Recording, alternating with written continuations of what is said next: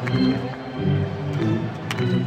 this edition of Alberta Dugout Stories, the podcast, one-on-one chats with Atlanta Braves rising star and Calgary's own Mike Soroka and former Blue Jays pitching coach Bruce Walton.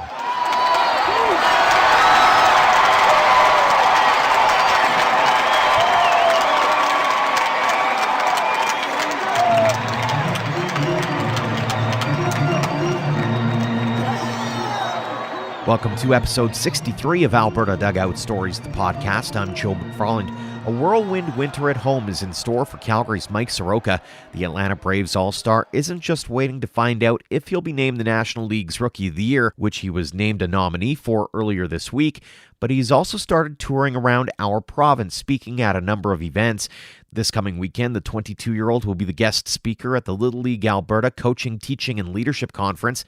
Then the following weekend, he'll be the guest speaker at the Baseball Alberta Awards Banquet.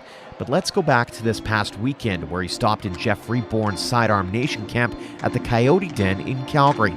Our own Ian Wilson sat down with Soroka to talk about the year that was, the year that's coming up, and the opportunity to speak with younger athletes in his hometown. Why don't we start with, I'll start with the question I probably want to ask the least, but tell me about your usage in the playoffs. And there's some, I guess, minor controversy as to how much you pitched in the postseason. How did you see your usage, and did you have any issues with that? No, I mean, it's something we talked about the entire time. And as a team, when you go out and buy a pitcher like Dallas Keuchel, you're expecting him, someone that's been there before, to throw game one. He did that very well. Yeah. I think typically he's looking to throw quality outings, but when you're in the playoffs, you try not to give up runs. Yeah. And you understand that handing it over early might be where it needs to be.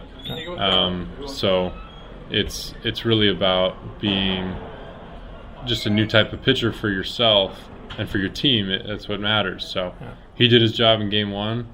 As a team, we didn't get it done that game. Mike threw the best game of maybe his life in the big leagues in the next game. And then I tried to follow suit. And everything that happened in games 1, 4, and 5 were things that did not matter who was on the mound. Things happened in that fifth game that you can't explain. It's baseball.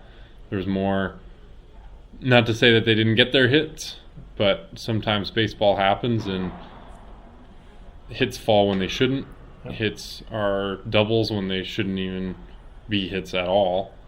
It seemed like everything that happened that inning in the fifth game was just baseball.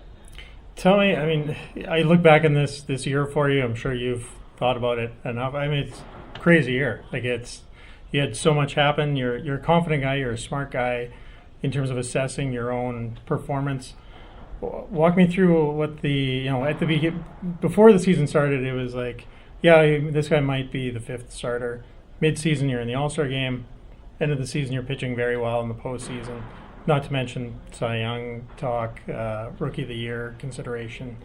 How do you, what's your assessment of the season as a whole, or have you had time to really think it through?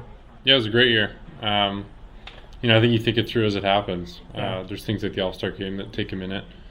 But I always said once you kind of get your feet on the ground and running in the big leagues, then it's like everyday life. I feel very fortunate to have that opportunity to make that everyday life. It's kind of crazy to think about that. But when I talk about being able to go out there and do what I know I can do every game, then there's no surprises anymore, and I think that's what you come to expect. So I feel like a lot of that's only motivation for next year, to be able to go out there and do it again and be even better, because I don't think, just like any other year of my life, I don't think I'm as good as I'm going to be. So taking that attitude forward and understanding that there's a lot of work to be done gets me excited. Was there any pinch me moments, or any, you just said there's not a lot of surprises for you, but were there times where you're like, wow, or Yeah, the All-Star game, because that's something that you don't think of to start the year at all. I don't know if many people do, because it's so dependent on your first half, right? It's not like it's a full season later. And looking around at the talent in the league and realizing that, you got to be one of the best starters in baseball to be on that team is a little bit surreal, especially when you're starting the season in AAA. That's tough. Yeah. And it's that's something that kind of hit me a little bit and takes you a couple of weeks, but looking back on it, that's just a reminder what you can do when everything's working. Walk me through the evolution of the celebrity of Mike Soroka over the year. You kind of you go from, your name is really well known by the end of the season if it wasn't before. Did things in and around your life change a lot over the course of the year, and if so, was that difficult to manage in any aspects? I'd say a little bit. Not so much from the people that you're with every day, because that's who you are. They know you for who you are. I get to walk in here and see Roberto, and he says hi to me like he has for the last 5 years the same way. So, that's comforting to see, and it's comforting to be in a circle of people that know you for who you are. It's just that's how it's done. So keep that circle tight and understand who your friends are, who's your family, and that's what you'll end up being. Yeah. You've got a pretty busy calendar this month in terms of doing this camp and Baseball Alberta, Little League events. Why is that important to you to kind of give back when you're back? You could easily just kind of chill out, not do any public type events. Why is it meaningful for you?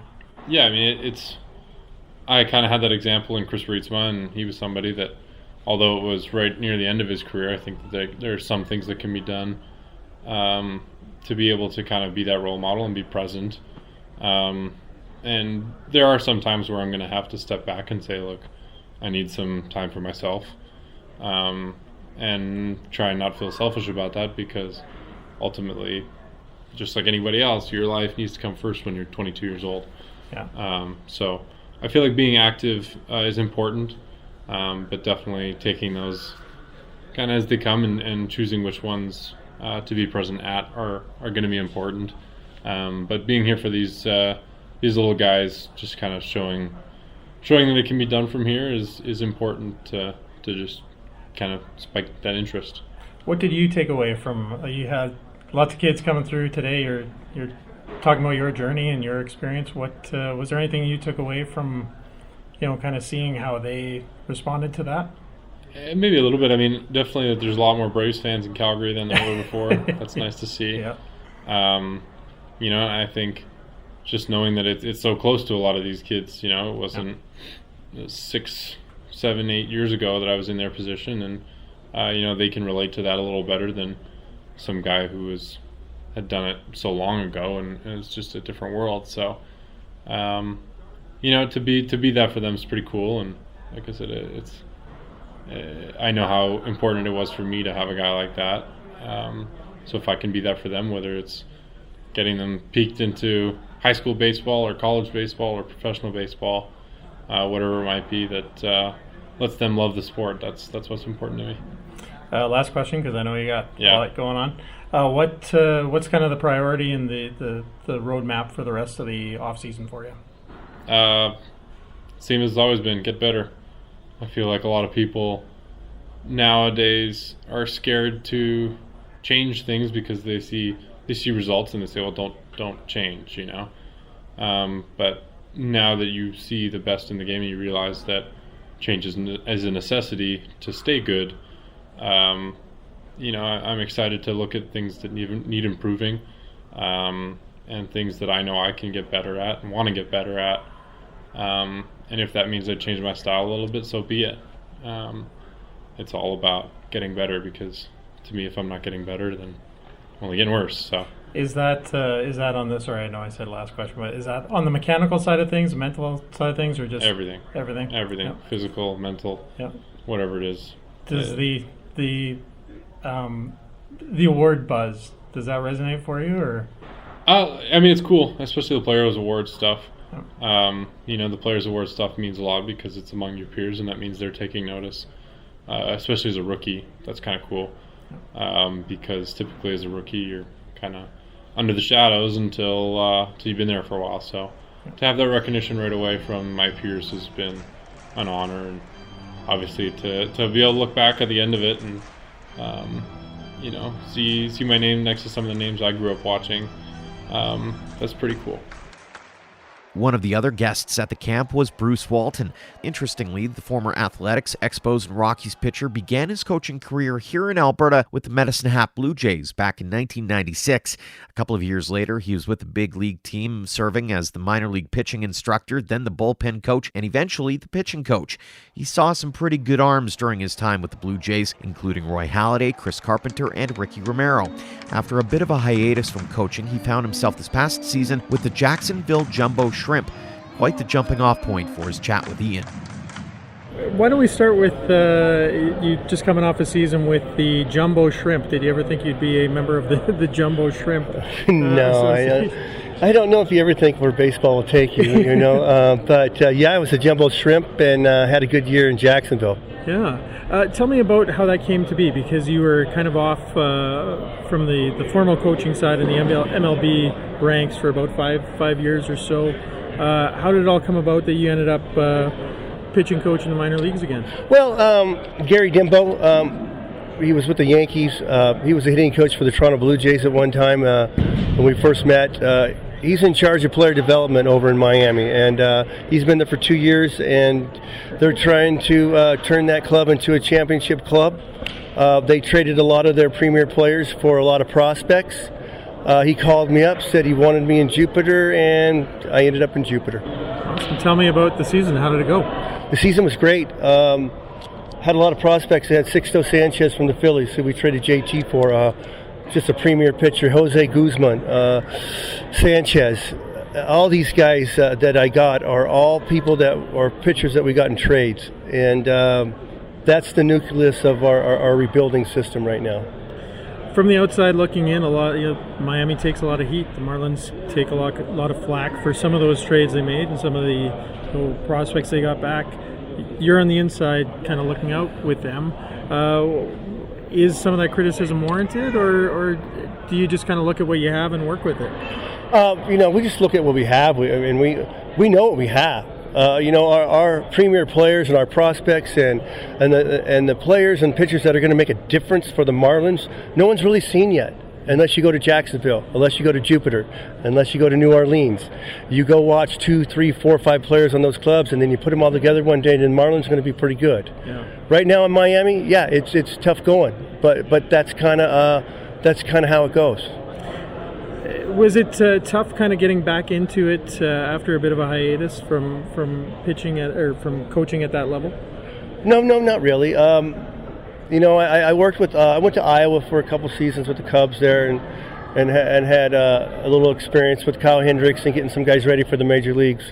Then I took a couple more years off, and then, it sounded really fun of building something from the ground up, something that hasn't been started yet. Bringing new philosophies in, bringing in Gary Dimbo, Derek Jeter, being our captain. And going to work for something like that was very intriguing for me, and I did it. I understand you know Mr. Jeter as well. Is that true? Yes. Well, he's my boss. Yeah. I mean, prior to that. Prior to that, I was on the other side for his whole career. For 15 years, I was either the bullpen coach or the pitching coach for the Toronto Blue Jays. We played him 16 to 20 times a year. So I knew him, competed against him. Very respectful to baseball and to the other side, but wanted to beat you every night. So prior history, and I knew that he was going to go for it the right way. Talk about that a little bit. What is the right way? We're coming off a World Series where everyone's got opinions about how the Dodgers should have done, the Astros should have done, the Nationals seemingly come out of nowhere to win things. I don't necessarily need a full account of that, but what do you view as the right way of governing this game at this point? Well, I'm more or less talking from a player development side. So when I say Derek's going to go about it the right way, he understands player development. Derek Jeter made 60 errors in A-ball. He understands how important each level is, how important the coaches are at the minor league level, how important it is to go from A-ball to AA to AAA, how that system works. Mm-hmm. So it's more or less that I know he's not going to take shortcuts. I know he's going to be patient.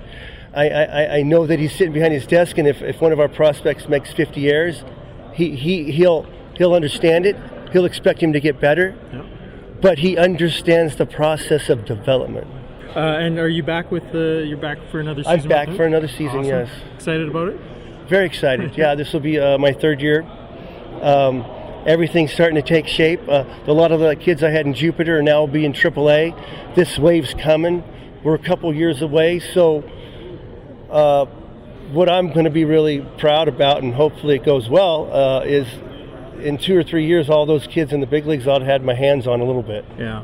Tell me a little bit about that, because you're mostly known for your work with the Blue Jays. We're in a Canadian city here where there's still a ton of Blue Jays fans. Miami isn't necessarily on the map as far as a lot of fans go. What names should people be watching for, some of the players you might be working with that you think really have some promise and could surprise some people someday?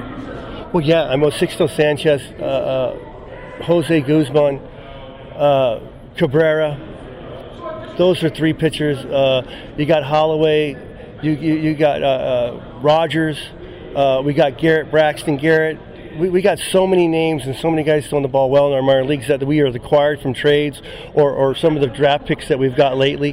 Player-wise, we got Lewin Diaz. We got Jazz Newcomb we've made some good trades, and he's a nice shortstop. We got a lot of exciting players that haven't got there yet. So, you look at the prospect list, and you go on there if you have time. Just look at the prospects in the Miami organization, and they're up there within every organization. We're in the top 100. So, is there something? I guess compare and contrast maybe the difference between coaching at that lower level as opposed to the major league level. I assume there are some advantages and some real positivities about working with players of those ages rather than full-on major leaguers. Of course, it's a big difference. I mean, the level I'm at now is sometimes we sacrifice results to get better. It's not all about the results. It's not about going out there and throwing a shutout every time. It's not about. It's about going out there and trying new things in more of a development fashion than all to win. When you're at the big league level, you're developing to win. Winning's a big part of the development. Mm-hmm. You can't just sit down there and go, well, we're working on this, don't worry about it. Right. Well, pretty soon they'll start worrying about it. Yeah. Where we have a little bit more time. Yeah. Tell me a bit about you've done this Sidearm Nation camp a few times. That's where I met you a couple of years ago. What keeps you coming back to this, and why is it important to you to work with kids, like genuine kids, not just 20-year-olds? Yeah, well, Jeff does a great job, and I really like what Jeff does here. I like everybody here at the Coyote Den. They really care about the kids. They care about them having fun, getting better, and becoming better men, really. And I like coming out and working with the kids. I think that I got a little bit of knowledge. I've been in it for about 35 years now, so if I can just shed a little light on how simple it is to improve, and then how simple little adjustments you can make to have a little bit more fun, then I want to show them that. I want to show them everything I know. I can't give them everything. Obviously, some of them are 12, so I keep it simple. But they might have a few more coaches in between. I keep it simple for them, but at the same time, my 25-year-olds in Jacksonville, I teach like they're 12 too. So. Yeah. Talk about that. Why do you say Because that? You got to keep it simple. Yeah. And you got to keep repeating yourself. Yeah. You can't go, okay, stay back and throw a strike, and then not say it the next day. Yeah. You don't assume that they know what they're doing. Yeah. So as a 12, pick up your clothes, make your bed, pick up your clothes, make your bed, pick up your clothes, make your bed. Yeah. Stay back, throw a strike, stay back, throw a strike. Yeah. You have to repeat yourself a million times until they understand that, and never assume that they understand anything. Yeah. So that's about a 12-year-old. Sounds like a parent. Yeah. Last kind of series of questions. Mike Soroka is one of the coaches here. I don't know how much you've had a chance to talk to him this weekend or pick his brain, but what did you see from him this season? It was just a tremendous season for him. Oh, he had a tremendous year. Baseball's a small circle. I know a lot of his coaches. I know a lot of his trainers. I know a lot of the people that he works for. I work for Alex Anthopoulos is over there. I worked for Alex for a long time. He's in a great organization, and the one thing that they've done over there is that they really haven't changed him. He has his own style of pitching, and he does it very well. And he's very confident in the style that he pitches, and just a fabulous job of handling himself on the mound during some really important games. It's not necessarily how well you do in certain games. It's how well do you do during the moment in big games, and do you stick to yourself, and do you go out there and try and prove it to the world, or you try and prove it to yourself? And Mike's going out there every day just to prove to himself that he can do it, and he stays within himself very well. Very mature for his age. Executes his plan very well for his age. He's fun to watch pitch, and you can look at him and go, if he stays within himself and does what he does, he's going to pitch for a long time there. Any other predictions beyond that? What do you see of the future for Mike Soroka? I mean, he's coming off a season in which he's up there for the Rookie of the Year and the Cy Young. Is the sky the limit for this guy? Yeah, I think that. He's got a very good head on his shoulders. He understands what it takes to be a premier pitcher in the major leagues. I don't think that he's the kind of kid that's just going to sit on this year and go, oh, I did it. I think that he's got goals in his mind of being a really solid major league pitcher for years to come. And he's going to prepare it the right way. He's going to stay healthy the right way.